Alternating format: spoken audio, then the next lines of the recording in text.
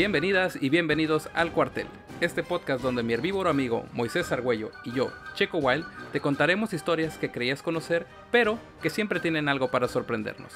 Ya les di la bienvenida a ustedes, ahora le damos la bienvenida a Moy. ¿Cómo estás, Moy? Bien, Checo. Perdón, es que me estaba acabando mi ensalada, pero todo bien aquí, disfrutando de Guadalajara en estas últimas noches de verano 2020. Así es, se fue en nada el verano, ¿no? Pues acá estamos con un calorcito bastante bueno, pero seguimos esperando que se acabe el verano. Pero tu verano dura hasta como enero, entonces todavía falta más. No, ya para noviembre hace frío. Ya tienes que ponerte calcetines abajo de las chanclas. Y puedes apagar tu aire acondicionado. Sí, por favor, ahorita me llegó el recibo de 1,500 pesos. Chale. Sí, eso de los impuestos son cosas que hacen a la gente enojarse. Sí, los impuestos siempre molestan a la gente. Y bueno, quiero comentar una cosita que no comenté en el episodio anterior. Comenta, Checo, por favor, es tu podcast. Es que grabamos el capítulo número 8. Y eso significa que estamos destinados a la grandeza. Yeah. ¿Quieres saber por qué? ¿Por qué, Checo? ¿Por qué estamos destinados a la grandeza? Porque cuando empezamos a investigar sobre empezar un podcast, todo el mundo decía que existe esta leyenda en el que la mayoría de los programas o podcasts mueren en el episodio número 7. Bien. Y los que logran obtener un episodio número 8, no les queda otro camino más que la gloria. ¡Wow! O sea que nos convertiremos en los caudillos del podcasting de alguna manera. Efectivamente, mi estimado amigo, nos convertiremos en caudillos. Y qué buen segue me acabas de dar para introducir el tema del día de hoy. Pues yo voy cabalgando. Tú dime de qué vamos a hablar esta noche. Hoy vamos a hablar de un tema del que todos, absolutamente todos en México hemos escuchado y incluso es un tema que hemos estudiado a lo largo de nuestra formación académica. Muy bien. ¿Y cuál es ese tema, Checo? Siento que ustedes nos están escuchando en el futuro. Bueno, nuestro futuro actual, ¿cómo sería, Moy? Le estamos hablando a la gente del futuro. Sí. Y nosotros nos están escuchando como voltear al pasado. Bueno, es que estamos grabando antes, obviamente. Esto no está en vivo. Pero este capítulo le toca estrenarse el 14 de septiembre. Bueno, para mí tú sí estás en vivo. Bueno, sí. El futuro es el pasado y el pasado es el futuro. ¿Eso se repetirá otra vez? Todo se conecta. Todo está conectado. Esta serpiente devorándose a sí misma. El uroboro del mundo devorándose a este 2020. No. Ya nada sorprende. Esto va a salir, se va a estrenar el 14 de septiembre. Entonces, cercano al 14 de septiembre, ¿qué hay? Cuéntame, Checo, ¿qué fecha importante existe? Estamos en el mes patrio, en el mes del temblor, que por cierto nos acaba de temblar hace unos días. Sí, y estamos por celebrar otro aniversario del inicio de la lucha de independencia en México. Bien. Así que si tienes suerte y escuchas este capítulo recién salga, tendrás suficiente material para arruinar los festejos del grito en tu familia. Puedes aburrir a todos durante la ceremonia y si no, puedes esperar el siguiente año, o la verdad es que puede ser igual de molesto en cualquier momento. Pero tienes mi bendición. Pero ¿por qué arruinar? Si pueden ser fiestas maravillosas, porque nos hemos dado cuenta de que ya existen familias cuartelianas que las escuchan en las cenas con el chile en nogada y cosas así. Entonces va a ser una mágica compañía el contar anécdotas de la independencia mexicana, ¿no? Yo espero que sí. Yo espero que sea un capítulo bastante divertido. Es un poco diferente a los anteriores, ¿no? Claro, porque vamos a hablar de México principalmente. Sí, es un tema que me habían pedido varias veces, o sea, que me habían dicho que por qué no hablábamos de historia de México. Y la verdad es que yo no sé mucho de historia de México, y así que fue divertido estudiar para preparar este episodio.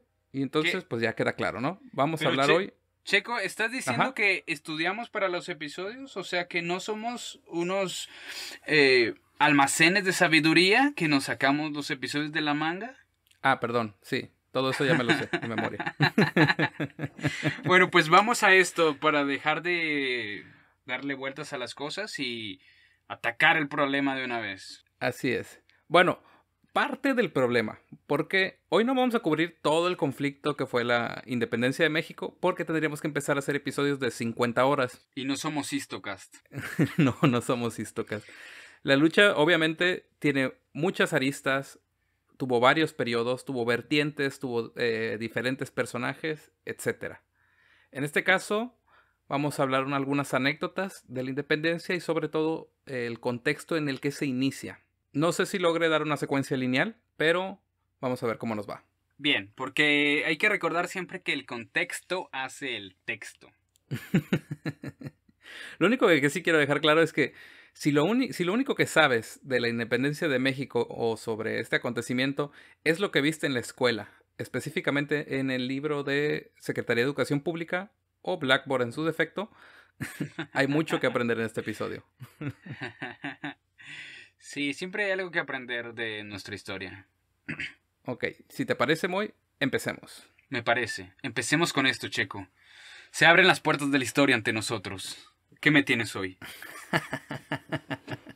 Bueno, la lucha de independencia como la conocemos es esta que celebramos con su inicio el 16 de septiembre de 1810. Pero esta lucha es la primera que funcionó, ¿sí? Claro. Y si le podemos llamar funcionar, porque en sí el primer movimiento apenas duró unos meses y terminó con la muerte de los primeros insurrectos. ¿De acuerdo? De acuerdo. Es como prender la mecha para encender otra vela, pero no la que empezó. O un efecto dominó, más sencillo. Prender mecha es más sencillo. Pero tú eres biólogo, Ok. Checo. Está bien, entiendo. Te gusta complicarte las cosas. No es cierto, Oílo, escuchas biólogos. el psicólogo. No es cierto, escuchas biólogos. Yo sé que tenemos una fanbase muy dura. Los amo. Besitos. Bueno, siendo estrictos, Moy, el primer movimiento de independencia surge apenas unas décadas después de iniciada la conquista, ¿ok? Claro. Con los hijos de Hernán Cortés. Claro, el movimiento de los encomenderos. Así se llama. Así se llama. Ok, yo no lo sabía, solo supe que eran los hijos de Hernán Cortés, ¿sí? Se dieron cuenta que pues todas las riquezas que había en la Nueva España les daban para abastecerse a sí mismos de una manera autónoma de la corona. Obviamente, esto fue muy pronto en la historia como para que sucediera, se descubrió la conspiración y les dieron cuello. Exacto. Sí, los encomenderos pues fueron esos que hicieron la conquista o que terminaron la conquista. Entonces, pues tenían muchas propiedades, pero los impuestos llegó el SAT, ¿no? Entonces se acabó con la fiesta y como el whisky no lo pudieron meter en desinfectante de ovejas y pues se fueron a la guerra y se frustraron, como dices. Muy bien. Así es. Eso es lo bueno de tenerte como anfitrión. Tú sabes muchas cosas que yo no. Y tú sabes muchas otras cosas que yo no. Ay, qué lindo. Cosita. Bueno, otro movimiento que casi no se menciona es la rebelión de Yanga.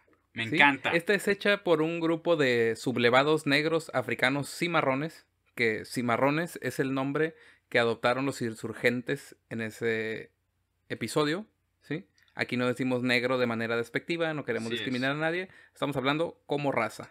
Así es. Esto ocurrió en los años 1600. Pam, pam, pam, pam, pam. Esto ocurrió en 1609, ¿ok? Sí. Yanga era un esclavo negro que logró escapar y liberar a sus compañeros. Mataron a sus amos y se congregaron en un pueblo que se defendía de todo intento de dominación. Y fue hasta 1630 que ese pueblo quedó reconocido como independiente. Se conocía como San Lorenzo de los Negros. Bien. Y finalmente, en 1932 se le cambió el nombre a Yanga en honor a su libertador. Claro. Dime. Yanga, me encanta esta historia. Perdón, pero termina lo que ibas a decir. Solo iba a comentar que Yanga no es en sí el nombre del libertador. En su idioma significa príncipe o rey. Y pues Yanga es básicamente el Espartaco mexicano, ¿no? Así es, el primer estado dentro del estado autosustentable y autogobernado, ¿no? Así es. Y bueno, se me pasó comentarlo. Yo esta historia la conocí viviendo en Veracruz. Porque se Así me es. pasó de mencionar que esta región de Yanga se encuentra en el estado de Veracruz. Sí. Hay que ir a conocer. Oye, otra cosa que yo quería comentar es que tú dijiste los negros cimarrones y también se le llamaban cimarrones o se ponían cimarrones porque normalmente se iban, cuando se escapaban de la esclavitud, se iban directamente a las montañas. Entonces se volvían como las cabras cimarrones, pues. Órale. Entonces Esa por no lo eso se sabía. le Yo llama. solo sabía que se llamaban cimarrones. Así es, Excelente. Siempre es bonito saber el origen de los nombres. por supuesto. Bueno, entonces ya llevamos 2 rebeliones Así previas a la que conocemos. Pues vamos por la tercera. Una de ellas es la rebelión de los pericúes, que son los naturales de la zona de la Vieja California, lo que ahora conocemos como la península de Baja California. Los pericúes se sublevaron en 1734, ¿sí? Sí, Casi 100 años antes que Hidalgo. bien. Y esto es interesante porque en esta zona la mayoría de las poblaciones naturales vivían o estaban bajo la tutela o bajo la influencia de muchos misioneros, ¿no? Y vamos a ver más adelante un poquito un evento que pudo causar cierto, ¿cómo llamarlo? Cierto descontento, Ok, ¿sí? ok, me interesa. Estoy adentro. Imagínate lo difícil, bueno, a lo mejor para los que no conocen la Baja California es básicamente el lugar más inhóspito de México. Y pues lo difícil que era para los españoles tratar de mantener un gobierno en estos terrenos tan áridos, Claro. ¿no? Es inhóspito de la superficie marina para arriba. Pero de la superficie Exacto, marina para exacto. abajo es un vergel. Efectivamente. Bueno, entonces esta es la tercera rebelión en 1734. Otra más, tenemos en la otra península una rebambaramba hecha por mayas en manos de Jacinto Canec en 1761. Rebambaramba. ¿Qué demonios es una rebambaramba, Checo? No tengo la más mínima idea. Lo iba a investigar porque sabía que me ibas a preguntar y no lo hice. Pero me gusta cómo suena. Me encanta porque desde la prepa no terminas las tareas. Sí, no solo terminar las cosas que empiezo. Pero bueno. Otra es la rebelión de los seris en Sonora durante todo el siglo XVIII. ¿Sí? Básicamente nunca los tuvieron en paz. Y esto, si notas, o sea, la única que es diferente es la de los mayas, ¿no? Pero básicamente son en las áreas más lejanas del centro de gobierno, Claro, que nunca estuvieron completamente bajo un mando. claro. ¿De acuerdo? Por supuesto. Son las zonas más Sí. difíciles, más, como dices tú, inhóspitas. Ujú. Y no había aire acondicionado para esas fechas. Así es. Pero bueno, yo me acuerdo que cuando fui allá a la Baja me contaron una cosa muy interesante que era que los indígenas de la región cultivaban almeja de alguna manera porque las metían en las pocitas y ahí iban después y las abrían. Sí, dice que es una fuente de... O sea, no era cultivar como tal, sino almacenar Exacto, pues, pero digo... para tiempos difíciles. Exactamente. Para no estarse bajando todos los días a agarrarlas de abajo del mar. Efectivamente. Y bueno, Moy, ahora tu sección favorita. Los disclaimers. Me encanta tu sarcasmo. A partir del bicentenario de la independencia, es decir, 2010, se abrió una liga que se llama bicentenario.gov.mx, donde está disponible una biblioteca digital que fue de donde logré obtener la información. Son libros escaneados y con la particularidad de que la mayoría estaban escritos y dedicados a Porfirio Díaz. Ajá. Son libros escritos entre 1900 y 1910. Entonces basamos nuestra historia de la SEP en libros que le dedicaron a uno de los villanos de nuestra historia, según la SEP también. Puede ser. Es un Ouroboros histórico. Eso lo vamos a ir entonces. discutiendo un poquito. Bien. Sí. Bueno, Porfirio Díaz para el centenario tenía la necesidad de ser considerado como un equivalente a a los próceres de la independencia, ¿no? Quería demostrar como, ok, ellos nos liberaron, yo los hice grandes, ¿sí? Sí. Estamos hablando que fue 1910. Make Mexico great again. Exactamente. Bueno, entonces, lo que sabemos, o lo que es de conocimiento o de dominio público de la independencia de México, se sabe como Porfirio Díaz quería que se supiera. ¿Ok? Ok. Y de aquí, bueno, ya sabes, las fuentes al final. Obviamente. Solo quería decir eso. Y bueno. No. Otro disclaimer es que Checo está haciendo este episodio para ganarse una beca de parte de la SEP.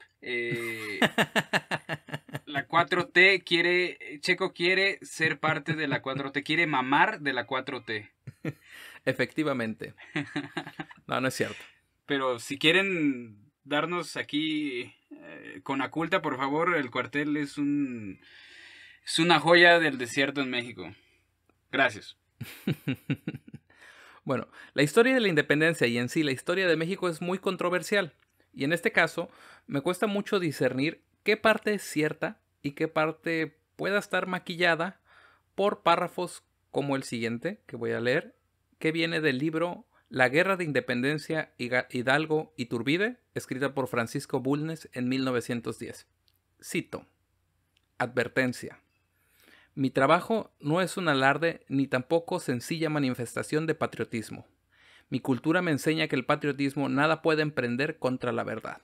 Si no hubiera encontrado que la verdad es enteramente favorable al prestigio serio de mis héroes, habría guardado silencio de cosa para satisfacer mis sentimientos patrióticos durante las fiestas del centenario, pues soy bastante mexicano para no cometer la grosería de arrojar moscas sobre el champán de un banquete exigido a nobles deberes. Fin cita. Genial. Porque el champán es una bebida nacional. Por supuesto. No se había puesto de moda todavía el mezcal en las high societies. En los whitezican del momento. Quería ser francés. Por supuesto. Porfirio Díaz quería ser whitezican también, de hecho. Pero bueno, Porfirio va a tener su episodio en algún momento. Vamos a dejarlo descansar por ahora, ¿no? Sí. Pero está curioso, ¿no? Esta advertencia literal que dice el libro. Por supuesto, está diciendo que la historia la va a maquillar para la celebración. Efectivamente. Pero bueno, lo que sea que vaya a contar el día de hoy, lo he contrastado en distintas fuentes, así que si hay algo que sea mentira, pues ha perdurado en distintas fuentes. Y si te parece, Moy, comenzamos. Ya habíamos comenzado, pero otra vez comenzamos. Bien. Porque nos gusta esto de las primeras veces, ¿no? Bienvenidos al Cuartel Podcast. Para principiar, vamos a viajar a finales del siglo XVIII. Agarren a Checo. Principiar es una palabra que veía siempre en la carretera, como decía, principia tramo de cuota. Claro. Me gustaba, pero en fin. Bueno, vamos a viajar. Vamos a viajar a finales del siglo XVIII. Bien. ¿Te parece? Me parece. La corona española ya tenía 300 años saqueando los recursos naturales de la Nueva España y de otros virreinatos como el del Perú. Esto porque era la única manera que se podían financiar las costosas campañas y guerras que sostenían alrededor del mundo. Recordemos que el Imperio Español, después del inglés, fue el más extenso. Así es. Éramos potencia mundial. ¿Éramos potencia mundial? Sí. Pero específicamente en México, o bueno, en la Nueva España, ocurren dos sucesos trascendentales. ¿Cuáles son esos dos sucesos trascendentales? El primero es la expulsión de los jesuitas en 1767. Los jesuitas eran un grupo de monjes que se dedicaban a la evangelización, pero lo más importante es que traían educación para los naturales, lo que al expulsarlos provocó descontento. Y esta parte te lo dejo a ti, que sabes más sobre denominaciones cristianas. Que nos hables un poquito sobre los jesuitas. No, pues eso, que chico. Eso, definitivamente, como dices, los jesuitas, además de la Compañía de Jesús, además de venir a evangelizar, les daba a las poblaciones indígenas la gracia de la educación. De hecho, por eso, como dices aquí, las universidades y muchas escuelas son de origen jesuita, como el ITESO, como en el Bajío el UX,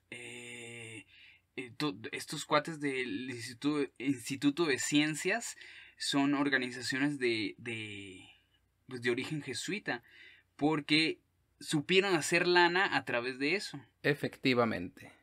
Bueno, pues a la Iglesia Católica y a la Corona Española no les gustó esto, así que se deshicieron de los jesuitas en 1767, provocando descontento. El segundo conflicto, Moy, fue en 1779, cuando inicia el último conflicto de las guerras anglo-españolas, es decir, España contra Inglaterra.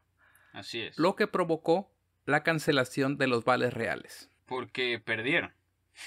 Además. Sí, pero incluso antes de que perdieran, ya necesitaban hacer esto de la cancelación de los vales reales. ¿Y qué son los vales reales? ¿Qué son los vales reales, Checo? En ese entonces había dos maneras en las que tú podías conseguir financiamiento o créditos. Una era a través de la iglesia y la otra a través de la corona. Estos financiamientos o préstamos los podías utilizar como criollo o como peninsular, que recuerden, criollo son los hijos de españoles nacidos en la Nueva España, y los españoles peninsulares son los que nacieron en España y ahora vivían acá en México. Exactamente. Bueno, en la Nueva España. Españoles americanos, pues. Exacto. Entonces, esto de los créditos, pues solo podían acceder ellos, ¿no? Y los tenías que utilizar para generar empleos, ¿no? Entonces, por ejemplo, Hidalgo era un empresario y tenía unas que se llamaban reducciones, que eran como estas fábricas o haciendas, por así llamarlo, aunque no eran haciendas, se llamaban reducciones, donde eran mineras o se trabajaban en el campo y contrataba a muchos naturales o indios, como les dice la historia en ese momento, con la intención de continuar la ideología jesuita, porque Hidalgo fue criado con principios jesuitas. ¿Sí? Claro. Y lo que quería era convertir a los naturales en mano de obra calificada para no depender enteramente de los españoles y que pudieran tener mejores oportunidades. Claro. ¿Y qué pasó? Cuando cancelaron los vales reales, significa que la corona española de repente exige el pago de todos los créditos, incluyendo los de la iglesia, ¿sí? Se apropia de todas las deudas que hay y exige pagarlas. Exacto. Que es como si Coppel el día de hoy dijera, ¿sabes qué? Cancelados todos los créditos, hay que cobrar. ¿Te imaginas? Ajá. De esa magnitudes. Y de una buena vez, pues. Sí, hay que pagar inmediatamente, nada de meses sin intereses. Exactamente. Hay que pagar. De ese tamaño era el caos y por tanto se provocó el descontento. Además, en ese entonces se tenía que pagar $1 al año como impuesto por vivir en la Nueva España, y a partir de los gastos que se estaban generando en la guerra, este impuesto subió a $5. Si no lo pagabas, te flagelaban de manera pública. Perfecto. Eso lo aprendimos bien y ahora le llamamos gasolinazos. Son tradiciones de nuestro pueblo. Fantástico. Y para pagar guerras gringas. Pero bueno, esas dos cosas ocurrieron aquí en México. En la Nueva España. Sí, estas cosas se le llaman las reformas borbónicas, ¿cierto? Sí, son parte de las reformas borbónicas. Así es. Y aquí es cuando dejan de ser como virreinatos, tal cual, y se vuelven más bien colonias, donde la metrópoli empieza a succionar todo el oro y la plata y el dinero, pues, de los aquí viviendo. Exactamente. Bueno, eso estaba sucediendo en México 50 años antes del inicio del movimiento de Hidalgo. Bien. Y ahora viajemos a Europa, ¿sí? Para hablar más sobre el contexto. Allí ocurría uno de los eventos más importantes de la historia moderna, que se da en 1789 con el inicio de la Revolución Francesa. Oui, la Revolución. Exactamente. Liberté, égalité y no sé qué me. Libertad, fraternidad y... fraternité. Sí, oui. sí. Igualdad, fraternidad y libertad. Igualdad, fraternidad y libertad. Ese fue el lema de la Revolución Francesa. Sí. Y bueno, en su lema lo dice, ¿no? Pero la importancia es que Pues básicamente de ahí se conoce como el inicio de la edad contemporánea, ¿sí? Es el Claro. inicio de las repúblicas como las conocemos, ya que a través de los pensadores, los que se conocen como los enciclopedistas del pensamiento ilustrado, Los como ilustrados, fue claro. Rousseau, Diderot, Montesquieu, etcétera, etcétera, etcétera, llevaron al final la era de los reyes bajo derecho divino. ¿Sí? Pecado. Exactamente. Sí, pero esto es bien interesante porque, bueno, la Revolución Francesa hizo un paso adelante en el conocimiento del mundo o la crítica del mismo, ¿no? Claro, empezó a darle permiso a la crítica, pues. Exactamente, Y además no solo la crítica por crítica, sino que la crítica fundamentada en lo que tenemos de conocimiento, pues en lo que tenemos pues, en el la inicio de la dialéctica, ciencia, claro, claro. ¿sí? Y, bueno, la Ilustración sabemos que le pone fin a la Edad Media, ¿no? Ujú. ¿Y por qué me fui hasta Europa, Moy? Porque te Por dos gusta. razones. Sí, ya sé, ya sé. Porque querías ir este año. Porque quería ir este año y no pude, maldito COVID. ¿Cuántos más, COVID? ¿Cuántos más? Bueno, por dos razones es importante la Revolución Francesa para el movimiento en Nueva España. El primero es que la revolución termina con el golpe de estado de Napoleón Bonaparte. ¿Ok? Exactamente. Ese chaparrito del que hemos escuchado mucho. Dos, Miguel Hidalgo era políglota, hablaba diferentes lenguas y entre ellas hablaba francés. Se dice que tradujo varios libros que estaban prohibidos por la corona española en México e incluso trajo el teatro francés a México, o bueno, a la Nueva España. Bien. Y pues tú sabes que a través del teatro se transfiere este pensamiento liberal, ¿sí? Y bueno, no solo Hidalgo tuvo influencia de estos filósofos ilustrados, sino esa influencia estuvo en todo el mundo y también en Melchor de Talamantes, que era un peruano del que vamos a hablar un poquito más adelante. Bien. Volvamos a Napoleón Bonaparte, muy. Es uno de los emperadores y conquistadores más reconocidos de la historia y de repente decide expandir su imperio hacia Portugal. Si saben un poquito de geografía, así como yo, tenemos Francia, España y Portugal, ¿no? Ajá. Entonces, para entrar para... Ahí los No te tenemos, ahí burles. están. Ah, es que lo hice con mi mano. Yo pensé que todo el mundo estaba viendo mi mano. Bueno, agarren un mapa y vean dónde está. Y ya. O vean mi mano. O imagínense mi mano señalando dónde está. Okay.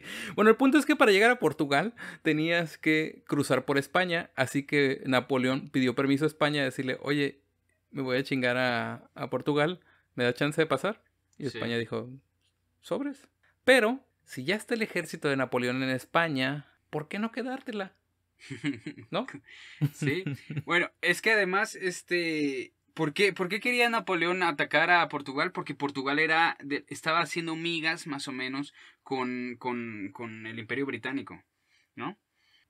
Así es. Entonces, Napoleón le dice, a ver, España, tú eres católica como yo, o sea, adoramos al Papa, yeah, y entonces, dame este permiso, ¿cierto? Entonces, por eso se pasa. Sí, y ya una vez dentro le dijo, se cancela todo y decide quedarse con España. Claro, dice, oye, me gustan las tapas, lo podemos mezclar con el champán y hacemos baguettes y quedará genial. Baguettes de paella. Quedémonos con España. Efectivamente. Oye, pero Bueno, además, esto ocurre... milagrosamente Ajá. España está llena de oro mexicano y peruano, ¿no? Entonces, vaya, Sí, sí, sí. vaya.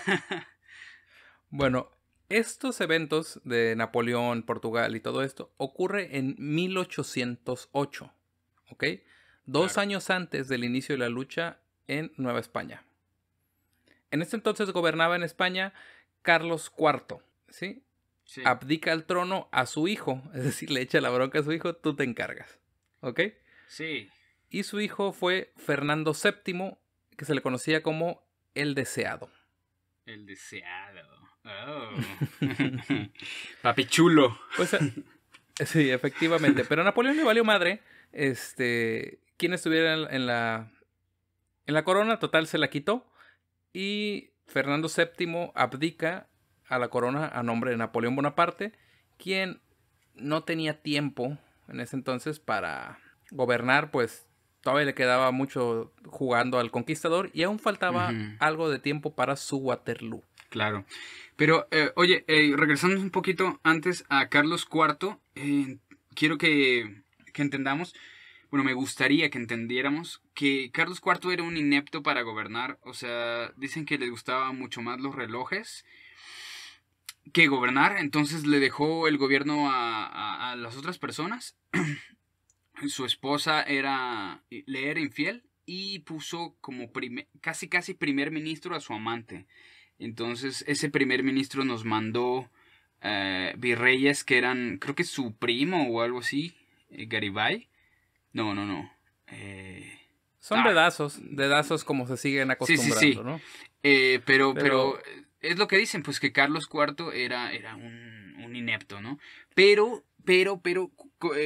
Una curiosidad es que tenemos a Carlos IV todavía en México porque la estatua que está en Ciudad de México, que se llama El Caballito, que es muy bonita, es una idealización de Carlos IV como un César romano.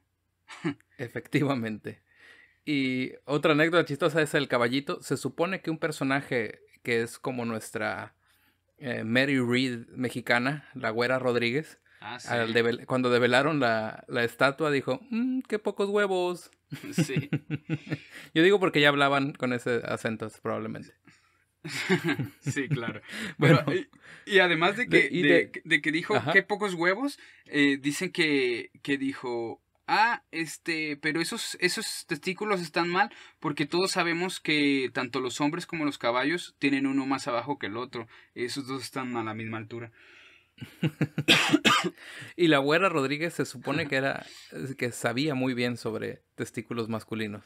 Sí, sí, Pero sí. bueno, Tenía mucho conocimiento de hombres. eso será en otro momento. Y pues bueno, de tal hijo tal astilla, ¿no? O como tal palo tal astilla, porque Fernando De tal VII, botella, tal cerveza. Fernando VII tampoco fue mejor rey los 10 minutos que le quedaron, porque una vez que abdica, lo envían a prisión y en lugar de conjurarse y tratar de recuperar la corona, decidió aprender a tejer y participaba en debates y congresos que organizaban en la misma cárcel sobre nuevas técnicas de costura. Genial. Le dio ansiedad. Bueno, quedamos que Napoleón todavía estaba muy ocupado jugando al conquistador y le deja el trono de España entonces a su hermano José Bonaparte, mejor conocido por la historia como Pepe Botella, Así por su es. adicción a la bebida. Y por llamarse José, supongo. Efectivamente. Esto quiere decir que desde ese entonces y también en 1810 no iniciamos una lucha de independencia contra España, sino contra Francia. ¿Ok? Así es. Estrictamente estábamos siendo gobernados por Francia. Y de vuelta las primeras veces, ¿no? Ya habíamos dicho que hubo muchos levantamientos, pero el que se etiqueta como el primer intento de levantamiento fue en 1808. Sí, fue un Así es. intento por la autonomía del virreinato de la Nueva España de Francia, técnicamente. Sí. Ojo, que aquí vamos a poder empezar a pasear por las calles de las ciudades y saber por qué se llaman así. ¿Ok? Porque nos encanta ponerles nombre de esas cosas. A nosotros nos encanta, fue a Porfirio Díaz y luego a Benito Juárez. A nosotros nos encanta. Ah, bueno. En 1808 llegan las noticias a México de que la corona está en manos de Francia y entonces ahora las riquezas del virreinato van a las arcas francesas. Esto genera descontento, sobre todo preocupación por parte del virrey, porque el virrey obtenía su mandato por derecho divino, es decir, por el rey de España. Claro. Entonces Como el Dios virrey manda. estaba obligado, exactamente, a reconocer a Fernando VII, si no, pues ya no era puesto en su lugar por Dios, perdía toda su autoridad. Sí. Y pues era Y muy en este pecador entonces, además, entonces no se veía bien. entonces, el virrey Iturrigaray piensa, ¿cómo podemos ayudar a Fernando VII a que recupere el trono? La manera más sencilla sería dejar de financiar las campañas de Napoleón, ¿no? Claro. Así que bajo la influencia de Fray Melchor de Talamantes, que era un peruano, y de Francisco Primo de Verdad, que empiezan a platicar estas ideas de liberales de la Revolución Francesa, convencen a Iturrigaray de buscar la autonomía para que de esa manera, cuando regrese Fernando VII al trono, regresan a ser parte de España. Mientras tanto, dejan de enviarle el tributo. Claro, era como cortarle los canales de acceso al oro de la Nueva España a Francia, y cuando todo se normalizara ya en la metrópoli, pues volver a mandar, ¿no? Efectivamente. Y aquí guardar los cachitos. Pero, Siempre hay un recuerda pero. que muchos de los que hacían negocio llevando el oro a España, pues eran comerciantes. Entonces, si se detenía este tráfico, se iban a ver o sea, se iba a transformar en pérdidas, ¿no? Claro, es como cerrar la frontera en medio de la pandemia. Efectivamente. Entonces, estas ideas obviamente no fueron del agrado de los españoles que se encargaban de mover el oro, además de que tenían miedo de que Iturrigaray se proclamara como rey de la Nueva España. Así que el 15 de septiembre de 1808, es decir, 2 años antes del movimiento de Hidalgo, se da el primer golpe de estado en la Nueva España con apoyo del obispado de la Nueva España. Llevan preso al virrey, a Iturrigaray, para mandarlo a España a juicio. Llegando a España, le dijeron, oye, este güey se quiso hacer esto, ¿no? De separarse de ti para que no le llegara el oro a Fernando VII. Perdón, a Napoleón. Y le dijeron, pues, todo chido, güey, no pasa nada. Pero pues le costó el virreinato. Claro. Sí, claro. Sí, pero le costó el puesto. Sí, al final no le pasó nada. Solo le quitaron el puesto y pusieron a Pedro de Garibay. Genial. Que Pedro de Garibay estaba bastante viejo. Tenía como 80 años. Sí, era el viejo Garibay. Pero bueno, a Fray Melchor de Talamantes y a Francisco Primo de Verdad no les fue tan bien, ya que ellos sí fueron tomados prisioneros y se fueron a las cárceles de la Inquisición. 2 semanas más o menos después del 15 de septiembre apareció Primo de Verdad, que me da mucha risa su nombre. Primo de Verdad, suicidado en la cárcel, ¿no? Aparece colgado en los barrotes, aunque según las crónicas no mostraba señales de asfixia. ¡Qué genial! Son tradiciones que se mantienen durante el tiempo. Efectivamente, porque en estos momentos al presunto asesino de Luis Miranda, que era parte del gabinete de Peña Nieto, involucrado en caso Odebrecht y todo eso, apareció ahorcado en la cárcel, en su celda, pero la autopsia dice que murió por contusiones cerebrales. Entonces no sé si primero se causó esas lesiones en la cabeza y luego se pudo parar para ahorcarse, ¿no? Pero es probable, no conocemos su opinión porque pues, está suicidado. Efectivamente, deshacerse de los testigos es lo más fácil. Y bueno, Fray Melchor de Talamantes no fue suicidado, se supone, pero murió de polio en San Juan de Ulúa. En el fuerte de San Juan de Ulúa. Así murió el primer intento de independencia. Bien. Y Moy, aquí es donde empiezo a aplicar estas técnicas que he aprendido de Christopher Nolan, ¿no? Para confundir a nuestros escuchas. Y vamos a volver en el tiempo, en lugar de hacer una historia lineal, ¿sí? Okay. Pero ya había escrito lo anterior y se me ocurrió agregar esto después, ¿ok? Genial. Es tu podcast, Checo. Tú, si quieres, podemos hablar de los calzoncillos de Miguel Hidalgo, entonces haz lo que quieras. No voy a entrar a tanto detalle hoy. Pero vas a ver por qué eso es importante. Durante 1806 y 1808 se temía que Inglaterra invadiera la Nueva España, porque como estaba en guerra con España y antes de ganarle, pues quería cortarle financiamiento también, ¿no? Y como, además de que España se había involucrado en la rebelión de las 13 colonias por supuesto. en Inglaterra. Por supuesto, y además en Estados Unidos. Exactamente, y además a España ya le había costado cosas porque ya le habían invadido, por ejemplo, Cuba había estado bajo dominio inglés un ratito porque pues los pudieron vencer. Entonces La Habana en esa época era pues la llave de América, ¿no? Era por donde pasaba todo el oro y donde ellos tenían, o sea, ese puesto era valiosísimo. Entonces tenía miedo de esto el gobierno español. Efectivamente, y la entrada a México es el puerto de Veracruz. Entonces, durante este tiempo se creó un espacio, lo que se llamó el Cantón de Jalapa, donde por orden del virrey Iturrigaray, antes de que lo depusieran, empezaron a planear la defensa de la Nueva España contra la invasión inglesa. Claro. Y pues el Cantón de Jalapa fue donde se reunieron todas las cabezas militares y milicias del virreinato. Fue como una especie de Avengers novohispano. Incluso teníamos al negro, ¿no? A Vicente Guerrero. Ahí, pero... pero se fue después. Sí, perdón, ya.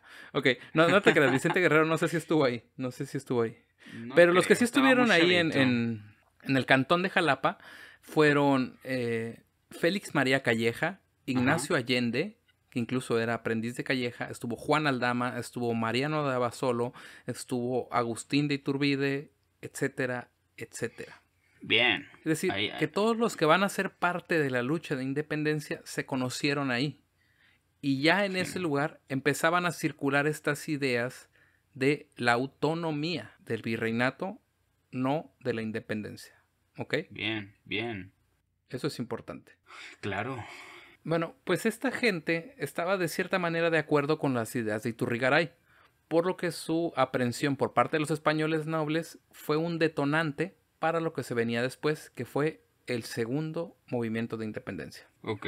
Este segundo movimiento se conoce como la Conjura de Valladolid, que ahora conocemos como Michoacán. Morelia. Sí.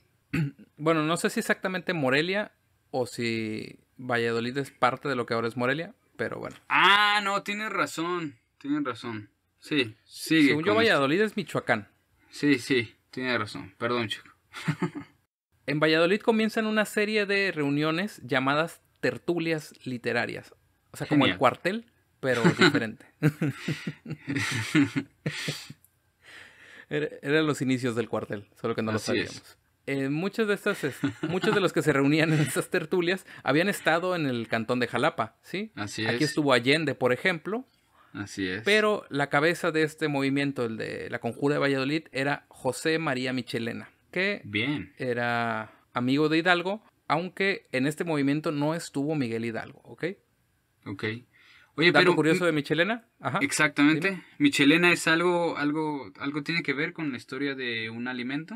Efectivamente, se supone que José María Michelena es el primero en sembrar café en México. Bien, entonces cuando tomamos café mexicano estamos siendo insurgentes también. Efectivamente. No hay mejor manera de rebelarse contra el sueño que tomar café. Nescafé, patrocínanos. O cualquier marca. No, Nescafé está de la verga. Ok, perdón, ya perdí el patrocinio.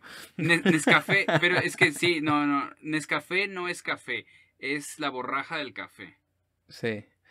Bueno, José María Michelena se supone que trajo plantas de África y fue el primero en empezar a sembrar y cosechar café. Aunque ahorita Michoacán no es considerado tierra cafetalera. Así es. Pero sí consume mucho café. En Tierra Caliente se consume mucho café. Así es. Entonces, José María Michelena tenía planeado el levantamiento armado para el 21 de diciembre de 1809. Okay, para casi un año antes que Hidalgo.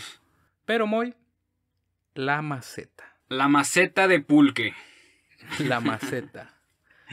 2 días antes del 21 de diciembre, uno de los conjurados toma una decisión crucial. Y tú sabes que siempre digo que hay cosas en la vida que se llaman decisiones. Y en este caso, esta persona decide confesarse en la iglesia. Le dice al padre que tenía miedo de morir por aquello del levantamiento que se venía. Y el padre dice, ¿cuál levantamiento? Y le dice, pues no se enteró.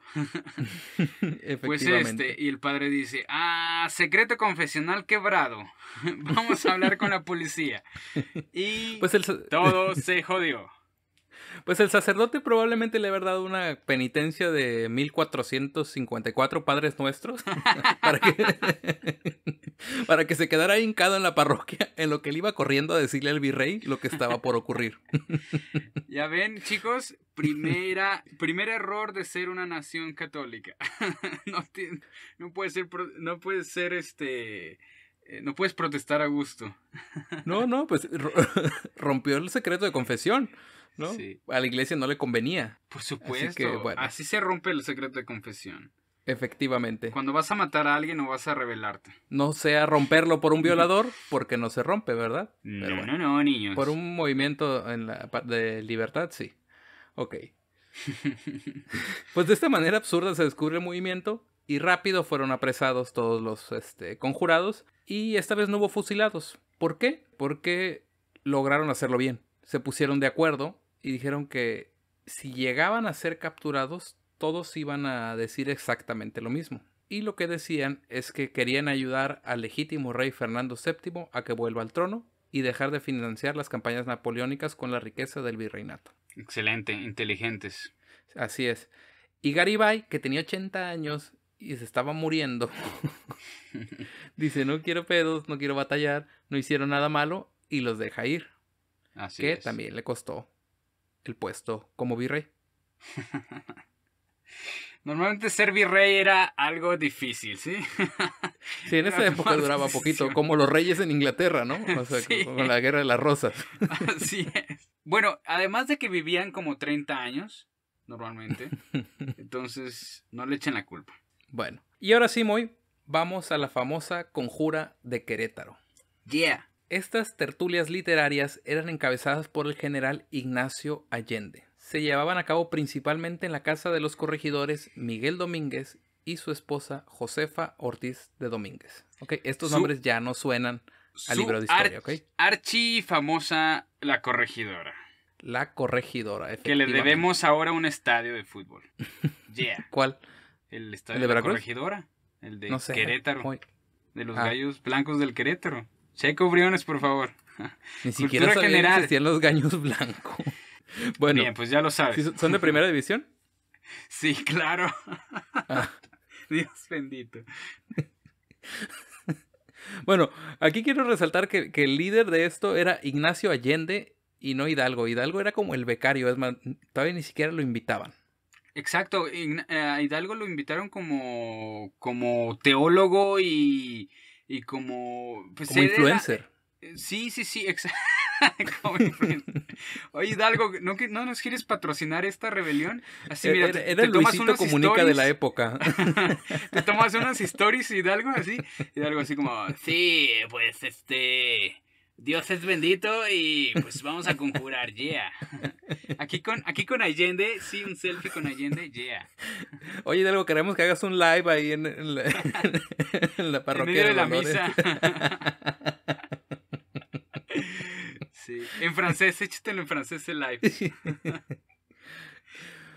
Bueno, pues tanto era el jefe Bien, Allende, entonces- que Hidalgo, como te digo, no era ni siquiera invitado y hasta el final lo incluyeron. Ya casi cuando todo estaba hecho. Sí.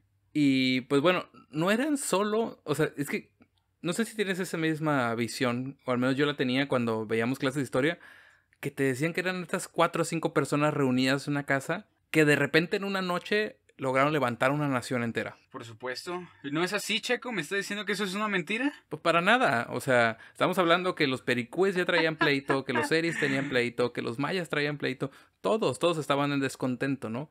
Y además, cuando Allende fue capturado, porque spoiler, lo matan, ¿no?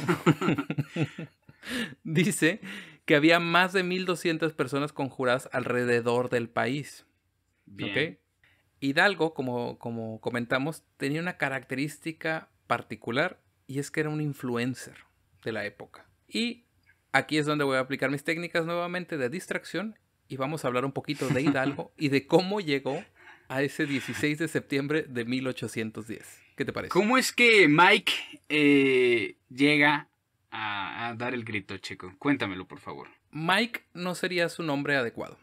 Su nombre era Miguel Gregorio Antonio Ignacio Hidalgo y Costilla Gallaga Mandarte y Villaseñor. Bien. Mejor conocido como el padre de la patria o Miguel Hidalgo. Sí. El padre O el de la viejito ese patria. de la cadena, ¿no? El viejito con la antorcha y la virgen. Efectivamente. Hidalgo nace en 1753 en la hacienda de Corralejo, que hoy solo es conocida por el tequila. Y esto está en Guanajuato, es hijo de 2 españoles, por lo que era de casta criolla. Acuérdense que en la época había esta clasificación por castas. y era De como, casta, sí. como dependiendo qué tanta sangre española tengas, es lo que Ujú. vales, ¿no? Los Claro. negros eran los que valían menos, de ahí los naturales, o sea, los indígenas, y bueno, criollos y peninsulares, por hacerlo sencillo, ¿no? No cambió mucho, ahorita le llaman whitexicans. Efectivamente. Y bueno, no voy a entrar mucho en la vida privada de Hidalgo porque no es el objetivo del episodio. Solo diré que era una persona muy letrada, ¿sí? Era políglota, hablaba otomí, náhuatl, purépecha, francés y obviamente español. A los 17 años ya impartía clases de filosofía y teología. Incluso lo llegaron a apodar el zorro. El Porque usaba zorro. un antifaz así y una espada el vato. Sí. y era novio de ay, ¿cómo se llama esta De actriz? Penélope Cruz. No es Penélope Cruz. ¿No es Salma Hayek? Catherine Zeta-Jones, no, es Catherine Ah, Catherine Zeta-Jones. Zeta-Jones, tiene razón. Sí. Sí, bueno, yo solo recuerdo la escena de la espada y Pues, la revelación. Lo dejaré así. sí. Bueno, no, le decían el zorro por su sagacidad. Yeah. Hidalgo es una figura muy controversial entre los historiadores. Hay quienes lo odian así a hueso colorado, como es Lucas Alamán, y tendrá sus razones. Y existe quienes lo elevan a nivel de superhéroe, como es el caso de Carlos María de Bustamante. O Carlos María Bustamante. Sí, me lo imagino como superhéroe, todo vestido de negro, con su hábito, pero así se quita su hábito y abajo tiene la Virgen de Guadalupe con un fondo blanco. Ajá, y luego volaba y lanzaba Sí. rayos láser por los ojos. Y fueguito de las manos. Sí, con sus Y ojos bendiciones. lanzaba bondad. Y bendiciones con la mano derecha. Bueno, el odio que le tenían fue a raíz de las cosas que ocurrieron más adelante. Y Supongo. después hablaremos de eso, ¿no? Se dice que Hidalgo tenía un gusto por las mujeres, el vino, los toros, era terrateniente y que dejaba las propiedades a nombre de su hermano para no cumplir con su orden. Era empresario, pues tenía sus reducciones. Y bueno, esto es lo que llama mucho la atención, ¿no? De que le gustaban las mujeres, el vino, las apuestas. Por supuesto. Pero hay que hacer una aclaración. Ajá, sí. Que existen dos tipos de clero. O sea, él era un sacerdote, pero existe el clero secular y el clero regular. ¿Lo quieres Bien. explicar, Moy? Tú que sabes todo sobre denominaciones y cosas por el No, estilo. no, no, La parte, no, la parte teológica te la dejo a ti. No, es tu programa, tú explícalo, Checo. Yo sé que ya estoy evangelizándote poco a poco, entonces dinos cuál es la diferencia entre estos cleros, hijo mío. Bueno, la diferencia principal es que el clero regular viene del latín regula, que significa regla. Es decir, son los que están obligados a los votos monásticos como castidad, pobreza, celibato, etc. Los aburridos. Exactamente. Mientras que el clero secular, que es al que pertenece Hidalgo, proviene de seculum, que significa terrenal o relativo Ajá. a siglo. Que se entiende como Bien. que ellos son los que viven en el mundo, viven entre nosotros y no hacen votos. Genial. Entonces, realmente no era raro que tuviera mujeres y que tuviera gusto por el juego. ¿Ok? No. Tuvo amantes e incluso tuvo hijos. De hecho, su casa en Dolores Hidalgo es bastante grande. No he tenido el gusto de ir, fíjate. Queda Pero sí sé que cerquita está de la bonita. parroquia, de hecho. Al lado del Oxxo. Ah, sí, donde vende tamales doña Chona.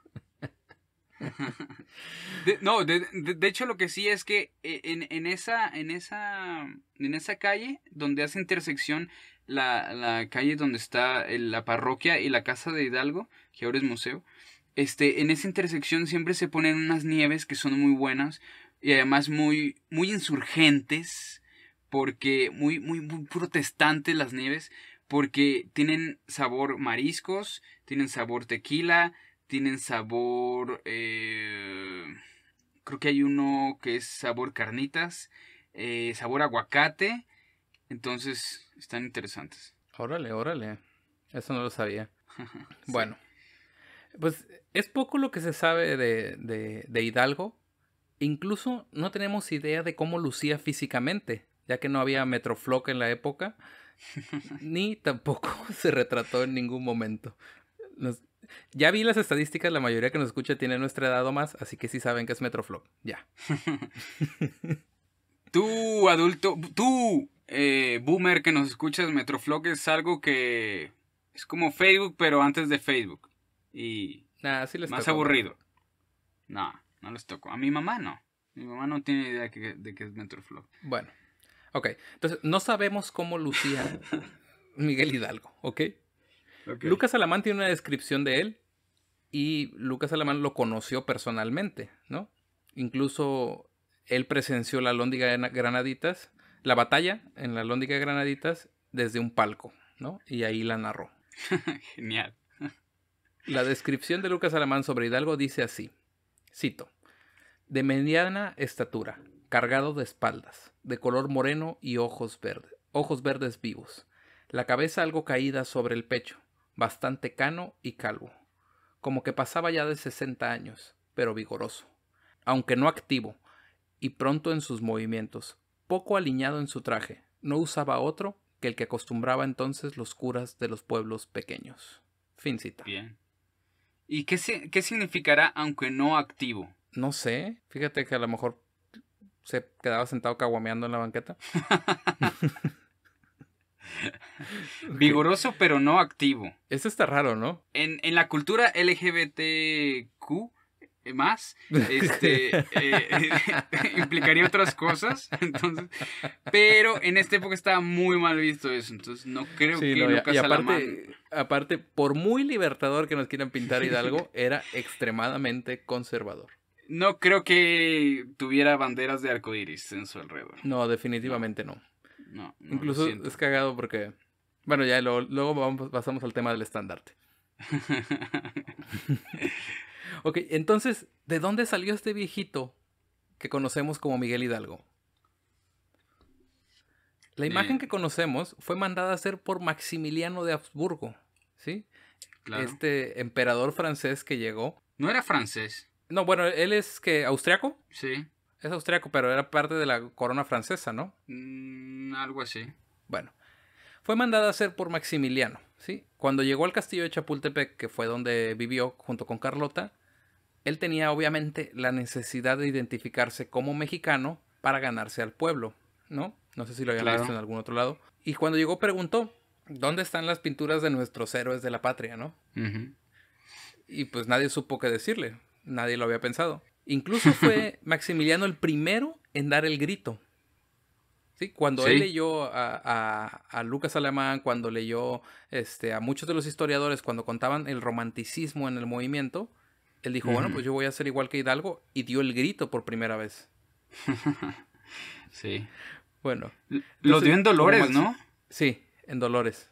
Y bueno, como quería una pintura de Hidalgo, buscó a su mejor pintor y lo mandó a Guanajuato para que buscara y platicara con la gente para ver cómo era Hidalgo.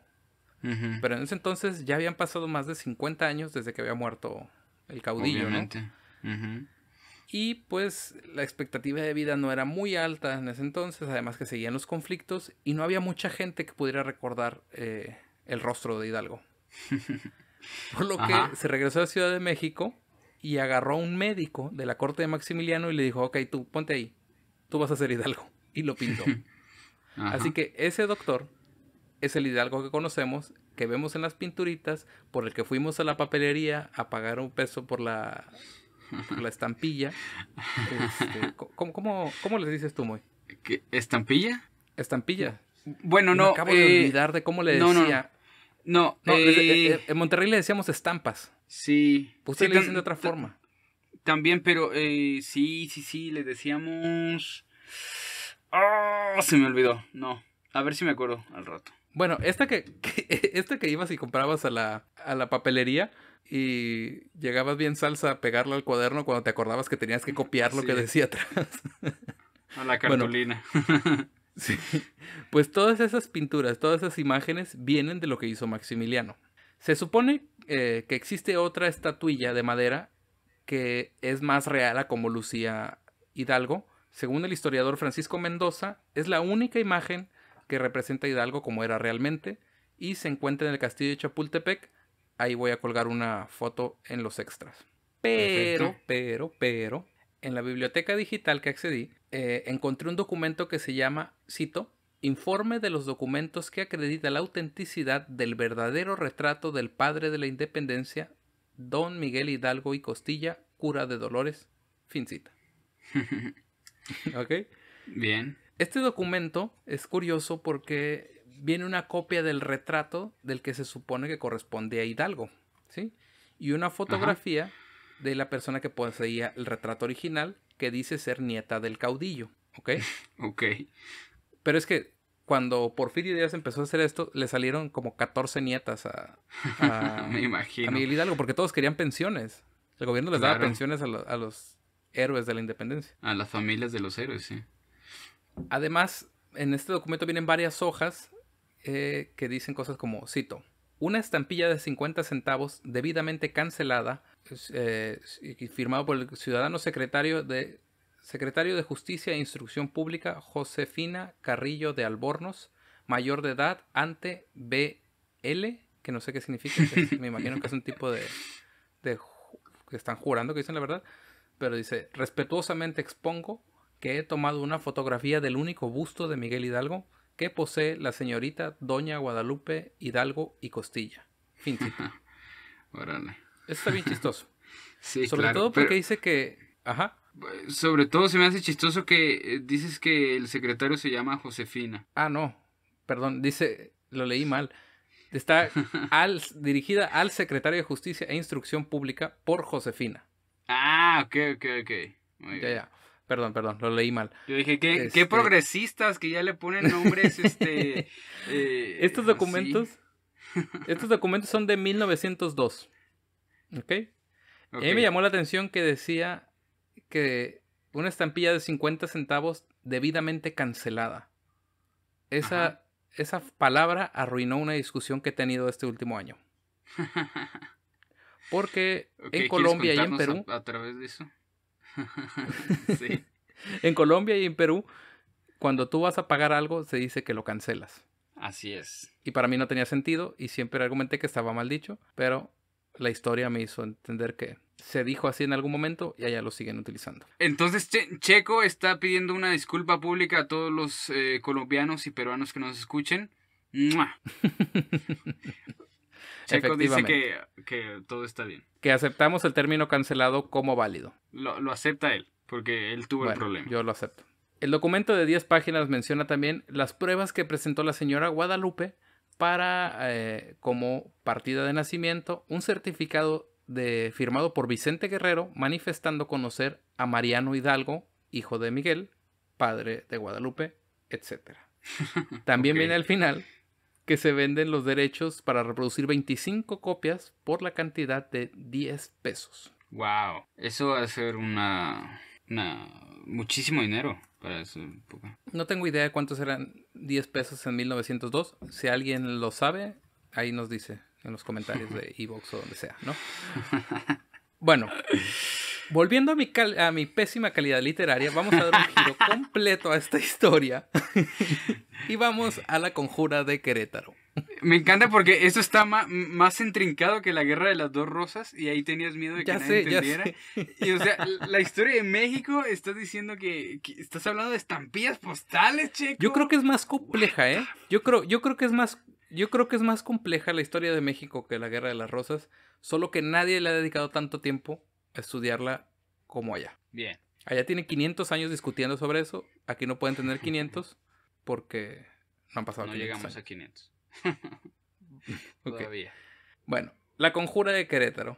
Habíamos quedado que Miguel Allende. Miguel Allende. El hijo de estoy inventando nombres. Ignacio Allende. Es que... olvídalo. Ya, me pone nervioso, muy. Me pone nervioso. Es lo que pasa cuando trato de hacer guiones menos técnicos. Menos complicados. Sí, ya sé. Lo quise hacer más sencillo y terminamos en esto. Pero ok, empecemos. Conjura de Querétaro. Ignacio Allende era organizador, ¿sí? Y ahora todos sabemos, spoiler, que la conjura fue descubierta antes de tiempo, ¿sí? Así es. Si había más de 1200 personas conjuradas, era obvio que alguien se iba a enterar, ¿sí?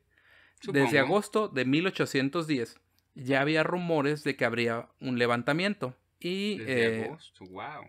Y nadie sabe para qué fecha estaba realmente previsto el levantamiento. Lo que sí es seguro es que no era para el 16 de septiembre. Sí. El 13 de septiembre llegan las primeras noticias a Dolores donde dicen que es probable que se haya descubierto la conspiración. Entonces, el día 14 de septiembre, Allende e Hidalgo empiezan a platicar sobre qué van a hacer al respecto y eligen ser prudentes porque aún era un rumor. Ujú. En esta misma fecha, ¿sí? Pero en Querétaro, Miguel Domínguez, el corregidor, recibe órdenes de apresar a los conjurados. Encierra a su esposa, esto es la que todos no sabemos, ¿no? Encierra a su esposa en un segundo piso para evitar que ella avise a los demás. Ella logra comunicarse con uno de sus sirvientes mediante golpes en el piso utilizando su tacón, ¿ok? Como clave Morse Genial. con tacón. Genial. Cuando viene este sirviente llamado Ignacio Pérez, le dice que vaya y le avise a Allende que se armó la gorda. Ok.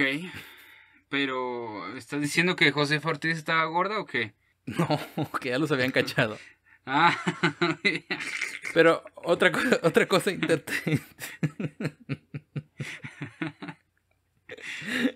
otra cosa interesante es que, nuevamente, piden que le avisen a Allende, no a Hidalgo, ¿sí? claro. Allende era el jefe, era general. Ajá, exactamente. Hidalgo era un cura. Y dice que es probable que la corregidora y Allende hayan tenido un amorío y que incluso la tercera hija de la corregidora sea hija de Allende. ¡Checo! Esto es, Así que, Moy, la fuerza del amor. El amor la fue el que fuerza nos del libertó. amor, ¡qué lindo! Tatuajes de tus besos llevo en todo mi cuerpo. Bueno, Miguel Domínguez era parte de la conjura, pero como corregidor tiene que actuar bien, ¿no? Tiene que disimular y tratar de actuar conforme lo que espera el virrey. Así que se Por apresura supuesto. a atrapar a Epigmenio y Emeterio González. Estos son dos hermanos olvidados por la historia. Ellos fueron encargados de almacenar pólvora, almacenar armas y proveer de estos al movimiento. Y esto lo hizo como para hacer tiempo y lograr que los otros conjurados pudieran huir. Lo que no entiendo es por qué apresó a la esposa o si ya sabía que ella era buena para el clave Morse con zapateado. No sé, porque no tiene mucho sentido. Pero así dice la historia, sí, ¿no? claro, es lo que sabemos, pues, pero probablemente no la haya apresado y les dijo, está apresada mi esposa, ¿no? Sí, puede ser. No, Puede no, ser, no pero subas. está romántica la idea, ¿no? De que le avisó a Claro. Ignacio Pérez y tuvo que cabalgar. Pero si me permites, Moy, déjame salirme del tema otra vez. Y voy a contar una pequeñita historia sobre los hermanos Epigmenio y Emetrio González porque vale la pena y si no ya va a quedar olvidado para siempre. Claro, a ¿Cómo nosotros nos ocurrió? gustan los underdogs, ¿no? Entonces vamos a hablar de la Exactamente. gente que se ha olvidado de ella. Bueno, Epigmenio y Emetrio González, como dijeran hermanos, y cuando son enjuiciados, ellos confiesan ser culpables. Ellos dicen, sí, sí lo hice, así como el Ferraz. Lo mato, Lo lo firmo. pago. Lo pago. Hay una cadena adiamantada como la del señor, ¿no? Pues a Emetrio lo matan pronto, pero Epigmenio es llevado a una cárcel de alta seguridad en el baluarte de Acapulco. Y es importante Ujú. Acapulco porque después... ¿cómo se llama? No mames, se me olvidó. Morelos.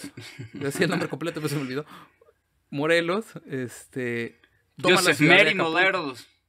¿Cómo? José María Morelos. Joseph Mary, yes. José María Morelos toma la ciudad de Acapulco, ¿ok? Claro, En claro, ese por momento supuesto. suben a Epigmenio a un barco y se lo llevan a las Filipinas. Que las Filipinas en ese entonces era Era parte territorio del español. Imperio Español, exacto, sí. Por eso se llama Filipinas, ¿no? De Felipe. Sí, claro. Queda encarcelado hasta que España reconoce la independencia de México. O sea, quiere decir que lo capturaron en 1810 y finalmente lo liberan pasado 1821. No estoy exactamente seguro cuándo la reconocen. Sí, más o Se me menos. olvidó Ajá, el dato, en pero... septiembre de 21. Ajá, sí. Ujú. Y bueno, estuvo de ese tiempo preso. Pues de repente lo liberan en Filipinas y pues no tiene dinero, no tiene nada. ¿no? Ujú. Entonces, Epigmenio empieza a juntar una lana y logra suficiente dinero para pagarse un viaje a España.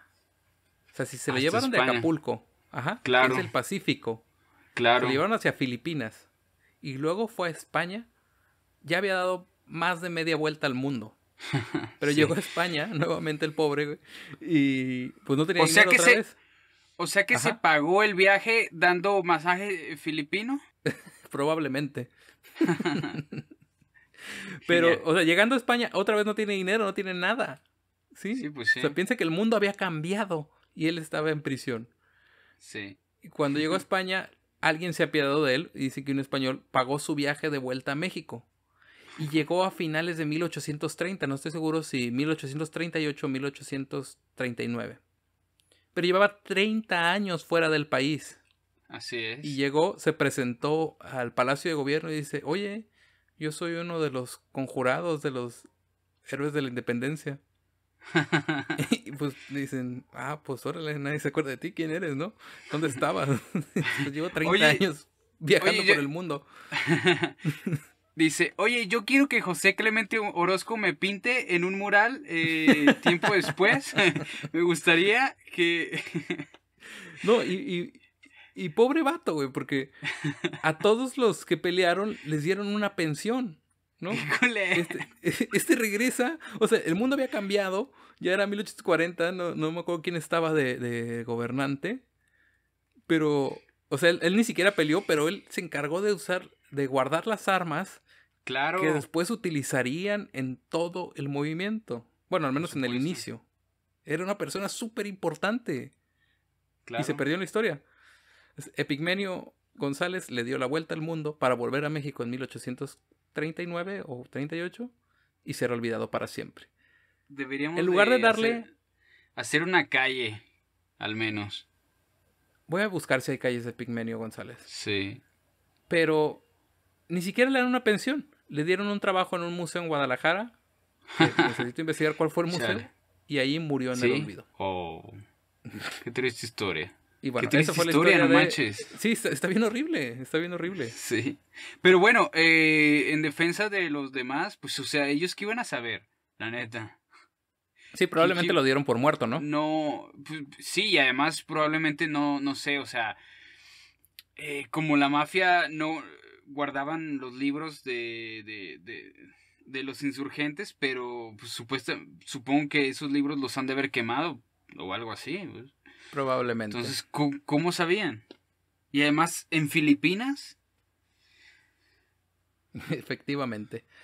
Bueno, Moy, vamos a volver a la historia de la conjura de Querétaro. Perfecto. La Supongo que corregidora sí. le avisa a Ignacio Pérez que se armó la gorda, ¿de acuerdo? Ahí nos habíamos quedado. Entonces así como tú, cabalga durante toda la noche para llegar a San Miguel el Grande, que ahora se conoce como San Miguel de Allende. San Mike the Big. ¿Y ahora cómo sería? ¿San Mike from San far away Mike o qué? from Allende. From Ándale, ahead. Bueno, sí, porque el general Allende no sabía que ahora se iba a volver un spot dolarizado y ultra caro. Entonces sí quedaría Bueno, bien San Mike de Faraway. bueno, pues en lugar, Ignacio Pérez, en lugar de encontrarse a Allende, se encuentra con Aldama y le pasa el recado, ¿no? Ujú, porque Aldama Y también era de ahí. Aldama empieza a cabalgar para ir hacia Dolores, ¿no? Que es donde estaba Allende. Ujú, claro. Y llega en la madrugada del Pains. 16 de septiembre. ¿Eh? Pains Hidalgo. Ah, es pendejo.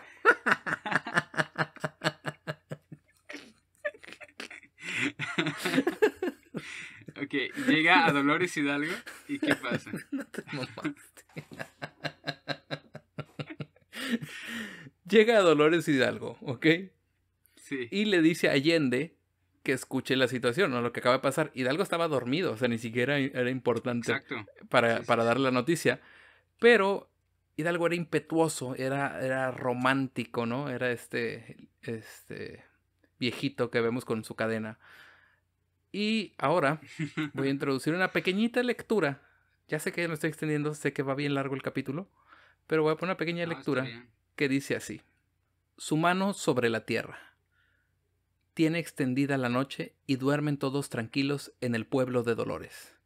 Allende y Aldama, en tanto que otros descansan, disponen del gran hidalgo ir en busca, para que no se malogren los planes que han concebido de alzar guerreros pendones. De Querétaro ha llegado nota a los conspiradores de que el plan se ha descubierto por los fieros españoles. El buen anciano dormía cuando su puerta oyó a golpes, e imaginando un suceso, en su lecho incorporóse. Allende y Aldama llegan ante el noble sacerdote, y le dicen con acento que revela sus temores: la fuga solo nos resta, señor cura. Fin. Entre la búsqueda de bibliografía me encontré un romancero ahí bonito de poemas de la independencia, y este fue un fragmento del Grito de Dolores de Francisco Sosa. Sí, está muy bonito. Yo creo que así fue. Yo creo que así fue, ¿no? Con su pijama y su chalecito porque estaba haciendo frío porque ya era septiembre. Sí, la crónica dice que se estaba poniendo las medias cuando escuchó el ruido. O sea, escuchó el ruido y se empezó a cambiar. Escuchando las medias escuchó que los habían descubierto. ¿Sí? Uh-huh. Entonces, esa era la situación, ¿no? Allende y Aldama, siendo militares, querían actuar de acuerdo a un plan, ¿no? Y no dejar que la sangre se les fuera a la cabeza y actuase por ellos. Por supuesto. Pero Hidalgo, ¿sí?, letrado en el romanticismo y el liberalismo francés, pensó diferente. Y según las crónicas, dice la siguiente frase: señores, las cartas están jugadas. Vamos a coger gachupines. ¡Wow! ¡Yeah! Sí, eso es lo que se conoce de Hidalgo. Vamos a coger gachupines. Y con eso, Moy, estamos ya en el Grito de Dolores, en el inicio oficial de la lucha por la independencia. Perfecto. Y hasta aquí con el capítulo de hoy. No lo había querido comentar, pero vamos a abrir la primera serie del cuartel. ¿Sí? Vamos a tener la serie del cuartel por la gracia de Checo Wild. Era enorme la historia de este momento, y por eso no me cupo en un solo guión. Ya llevábamos un buen rato. Sí. Entonces, pues con esto termino, Moy, y va a haber una segunda parte más adelante. Muy bien, pues apenas estamos en la madrugada de ese 16 de septiembre de 1810, con Hidalgo poniéndose las calcetas y preparando chocolatito, porque dicen que preparó chocolatito esa noche. Efectivamente, que era lo que tomaban en las tertulias. Así es. Bueno, Moy, ¿tienes algo más que comentar?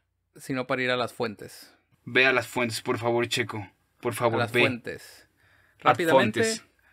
Lucas Alamán, la historia de México de los primeros movimientos que prepararon su independencia en 1808 hasta la época presente. Es un libro de 1883.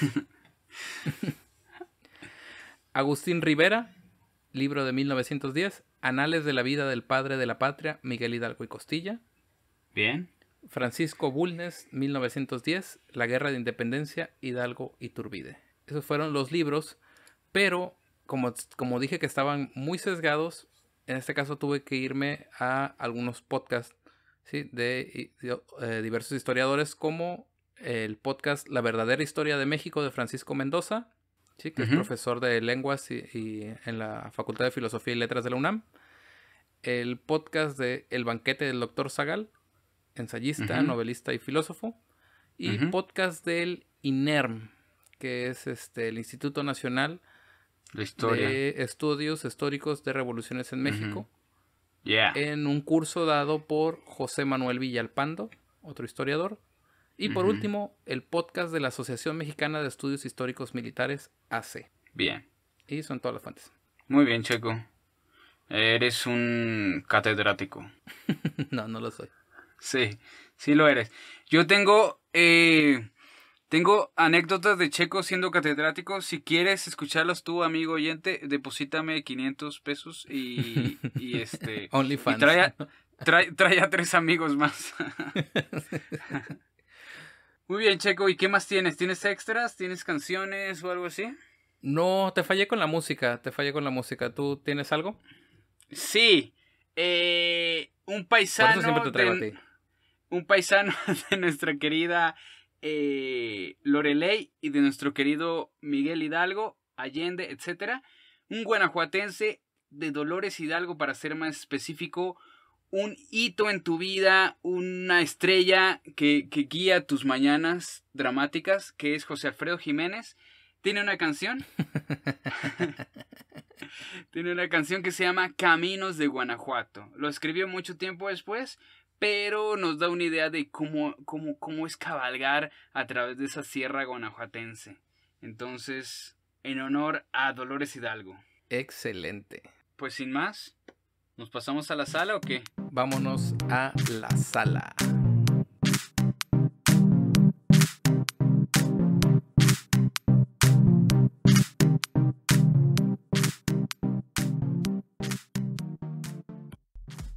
Pues bienvenidas y bienvenidos a la sala. Ya estamos aquí relajados con nuestro chocolatito revolucionario. A gusto, mezcalito, whisky de Jim Beam revolucionario también, porque el whisky siempre es revolucionario. Entonces, la sala, Checo, ¿tienes saludos? ¿Tienes algo más para compartir aquí en la sala? Sí, tengo saludos o bueno, agradecimientos por compartir y apoyarnos. Ahora quedaron en la familia, ¿no? Quedó un saludo ahí y agradecimiento a David Briones, mi hermano, Fernanda Briones y Giorgio Estrada, cuñado. Muchas gracias por apoyarnos, por compartir. Giorgio nos dijo con este último episodio de Martín Lutero que estaría ideal que Loreley nos hiciera una ilustración de Pancho Tocino. Pancho Tocino. Fue su personaje favorito. Genial. Pues a ver si Loreley se echa esa tarea y hace algo sobre Pancho Tocino. Es uno de los personajes de la filosofía del cuartel, quizás. Efectivamente. Y bueno, quiero agregar un pequeño, pues no anuncio, sino la semana pasada, ¿sí? Tuvimos los estragos de la tormenta Hernán en Melaque. Y pues la verdad es que el pueblo quedó deshecho. Ha sido uno de las no desastres naturales, porque los desastres naturales no existen, sino una de las afectaciones por lluvia más fuertes que han existido en el pueblo. Y yo sé que ya pasó algo de tiempo, pero acuérdense que nosotros grabamos episodios antes de. Así es. Entonces, por eso llega tan tarde ahí el apoyo para la gente. No sé cuánta gente de Melaque nos escucha, pero pues yo viví 5 años en ese pueblito, le tengo mucho cariño. Y sobre todo quiero agradecer a todos estos estudiantes y profesores y gente del pueblo que se está partiendo la madre, limpiando, desenterrando el pueblo, quitando el lodo, juntando despensas en Guadalajara, llevándolas a Melaque. Así es. Infinitas gracias por lo que están haciendo. Así es, muchas gracias. Y pues también recordar a quien pueda, pues tratar de ayudar, ¿no?, a esos hermanos de Melaque, si es posible ayudar con las despensas, etcétera. Pues siempre serán bienvenidas, ¿no? Ok, y pues con eso, los últimos saludos, solo una persona me pidió saludos, Pamela Mora, un saludo, ella escucha el cuartel en su trabajo, saludo. Así que saludos, Pamela, que disfrutes este episodio. Perfecto. O bien, que lo hayas disfrutado, que lo vas a escuchar esto después, a menos que escuches primero al final, olvídalo. Bien, pues yo tengo saludos también hasta la lejana isla de la Gran Bretaña. Excelente. Nos escucharon. Es un saludo que no alcanzó a entrar, ¿verdad? Que no alcanzó a entrar. Sí, porque lo escribieron en la madrugada que grabamos el episodio de Lutero. Entonces no alcanzó a entrar. Pero pues, cosas. Aquí están los saludos. Daniel del Corral y toda la familia del Corral Lagner. Mexicanos queridos que están allá en las West Midlands. Les mandamos un saludo hasta Inglaterra. Y cerquita del castillo de Warwick. Entonces, nos escuchan desde allá. Checo, conquistamos la isla. Excelente. Y también saludos a Carm8765. Un abrazote. Nos puso aplausos a la Guerra de las Rosas. Entonces parece que sí le entendieron, Checo.